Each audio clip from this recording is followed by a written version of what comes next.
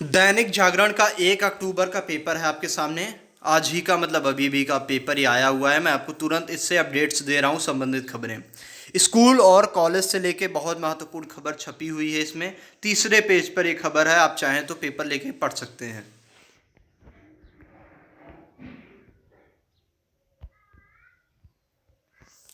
School व cinema hall 15 से खोलने की इजाज़त। मैं पहले ही स्पष्ट कर दूं कि यह बात सिर्फ स्कूल के लिए नहीं है, इसमें कॉलेज के बारे में भी बात लिखी गई है। आइए चलिए आपको पढ़कर सुनाते हैं।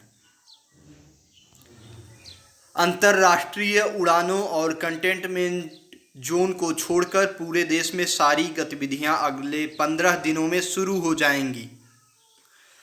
15 अक्टूबर से सिनेमा हॉल, व्यापार मेला, स्विमिंग पूल और एंटरटेनमेंट पार्क को कुछ शर्तों के साथ खोलने की अनुमति होगी।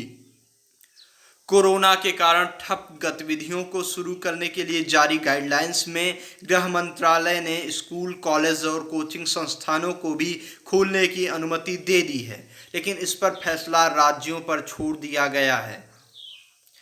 15 अक्टूबर से सिनेमा हॉल खोलने की इजाज़त देते हुए गृह मंत्रालय ने साफ कर दिया है कि दर्शकों के लिए 50% सीटों का ही उपयोग किया जा सकेगा। सूचना एवं प्रसारण मंत्रालय इसके लिए अलग से एसओपी यानी नियम कायदे जारी करेगा। इसी तरह व्यापार मेले आयोजित करने की भी 15 अक्टूबर से अनुमति होगी। लेकिन चलिए ये बातें हटाते हैं, सीधे आपके स्कूल और कॉलेज की बात इसी न्यूज़पेपर में, इसी आर्टिकल में देखते हैं। मार्च से ही बंद स्कूल, कॉलेज और कोचिंग संस्थान तो खुलेंगे, लेकिन यहाँ चल रही ऑनलाइन पढ़ाई को बंद नहीं किया जाएगा। छात्रों को स्कूल या जाने या ऑनलाइन क्लास में भाग लेने की भी छूट रहेगी। स्कूल जाने वाले छात्रों के अभिभावक की लिखित सहमति के प्रावधान को बरकरार रखा गया है। स्कूलों के लिए हर राज्य अपना अपना एसओपी बनाएगा, जिसका अनिवार्य रूप से पालन करना होगा।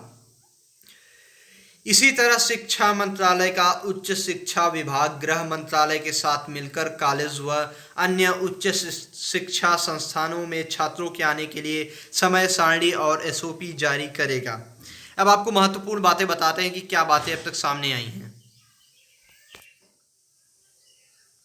पहली बात कि आपके स्कूल, कॉलेज 15 से खुलेंगे। दूसरी बात, अगर आप कॉलेज जाना चाहें तब जाएंगे, नहीं जाना चाहें तो आप अपनी ऑनलाइन जो भी पढ़ाई हो रही है उसे कंटिन्यू रख सकते हैं, उसमें कोई भी समस्या नहीं है। क्योंकि ये उन्हीं छात्रों के लिए है क्योंकि सीट 50% कर दी जाएंगी।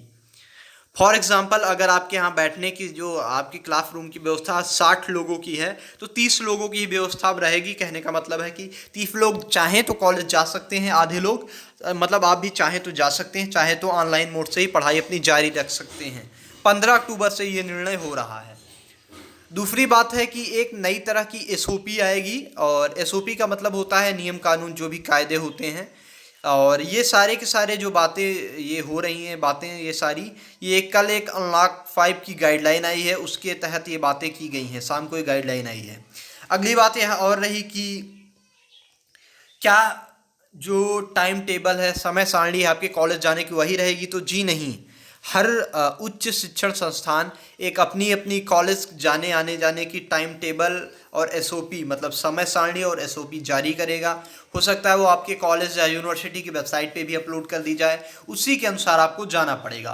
कोचिंग शिक्षण संस्थान भी खुलेंगे, मतलब अगर आप किसी चीज़ की कोचिंग करते हैं तब भी आप जा सकते हैं, कोचिंग ज्वाइन कर सकते हैं। ठीक है, बाकी बातें भी आपको पढ़कर सुनाते हैं अगर कुछ है तो।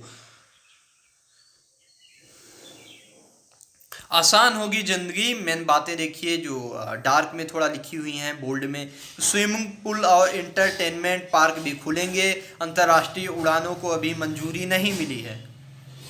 स्कूल, कॉलेज और कोचिंग संस्थान खोलने की इजाज़त, फैसला राज्य लेंगे। हाँ, एक और बात कि अगर आपका, अब देखिए केंद्र सरकार की ओर से कह दिया गया है, स्पष्ट हो गया है कि 15 अक्टूबर से कॉलेज खुल सकते हैं। अगर आपकी राज्य सरकार चाहे तो अपने स्तर पे अपने जो भी उसके निजी कॉलेज हैं या यूनिवर्सिटीज़ हैं उनके लिए अपना फैसला अपने स्तर पे बना सकती है।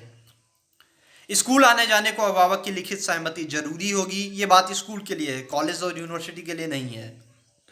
सार्वजनिक समारोहों में अब 100 की जगह 200 लोग ले सकेंगे भाग। जो अब तक शादी विवाह के लिए 100 लोग का परमिट लेटर बनता था, अब 200 लोग भी भाग ले सकेंगे। राज्य सरकारें कंटेनमेंट जोन के बाहर कोई लॉकडाउन नहीं लगा सकेंगी। मतलब लॉकडाउन पूरी तरह से ख़त्म है। जो कंटेनमेंट जोन है, जहाँ पे कोरोना के एक्टिव केसेस हैं, सिर्फ वहीं पे लॉकडाउन काम करेगा।